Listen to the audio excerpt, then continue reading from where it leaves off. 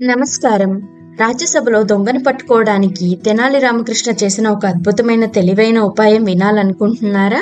ఒకరోజు విజయనగర రాజ్యంలో ఒక పెద్ద సమస్య ఏర్పడింది. రాజభండారంలో నుండి బంగారం, నాణేలు కనిపించకుండా పోతున్నాయి. ఎవరో రాజ్యసభలోనే ఉన్నవాడు దొంగతనం చేస్తున్నాడని రాజుకు అనుమానం వచ్చింది. రాజు చాలా ఆందోళనకు గురయ్యాడు.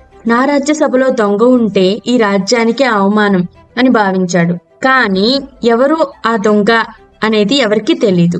అప్పుడు రాజు తెనాలి రామకృష్ణని పిలిచాడు. తెనాలి కొద్దిసేపు ఆలోచించి చిరునవ్వు చిందించాడు.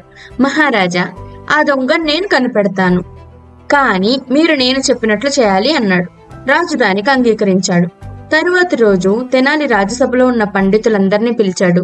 ప్రతి ఒక్కరికి ఒక కర్ర ఇచ్చాడు. అప్పుడు తెనాలి అన్నాడు, ఇవి మాయా కర్రలు. ఈ రాత్రి ఎవరు దొంగ అయితే వారి కర్ర రేపటికి 1 అంగుళం పెరుగుతుంది. అందరూ ఆశ్చర్యపోయారు. ఆ రాత్రి దొంగ చాలా భయపడ్డాడు. నా కర్ర పెరిగితే నేను పట్టుబడిపోతాను అని అనుకున్నాడు. వెంటనే తన కర్రను 1 అంగుళం కోసేశాడు. మరుసటి రోజు తెనాలి అందరి కర్రలు పరిశీలించాడు. అప్పుడు ఒక కర్ర మాత్రం మిగతా వాటికంటే చిన్నగా ఉంది. తెనాలి వెంటనే నవ్వుతూ అన్నాడు, మహారాజా, దొంగను పట్టుకున్నాం అని. అందరూ ఆశ్చర్యపోయారు. దొంగ తన తప్పును తెలుసుకున్నాడు. రాజు ఆనందంగా తెనాలి వైపు చూసి అన్నాడు, తెనాలి, నీ తెలివి నిజంగా అద్భుతం. ఈ కథ మనకు చెప్పేది ఒక్కటే, తెలివిగా ఆలోచిస్తే పెద్ద సమస్యలకైనా సులభంగా పరిష్కారం దొరుకుతుంది. ఇలాంటి తెనాలి కథల కోసం మా ఛానల్ని సబ్స్క్రైబ్ చేసుకోండి. Thank you.